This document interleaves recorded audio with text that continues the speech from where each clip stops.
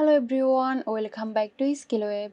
In this video, I will show you how to import audio from a video file into Audacity.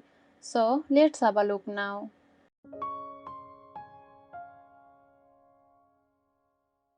At first, open your web browser and use an online converter.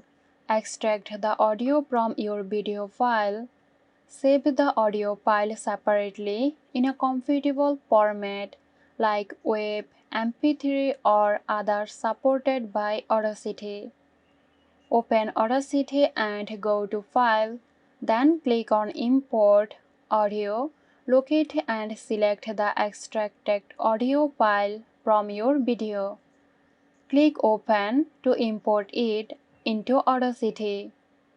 Now that your video's audio is in Audacity, you can edit it as needed.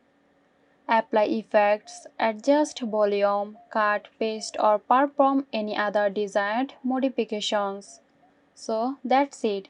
If you found this tutorial helpful, give us a like and subscribe to our channel for more interesting videos. This video is sponsored by Girosoft. Girosoft offers graphic design, UI UX design, digital marketing and web development. Elevate your brand with Girosoft today. For more details, check the description box.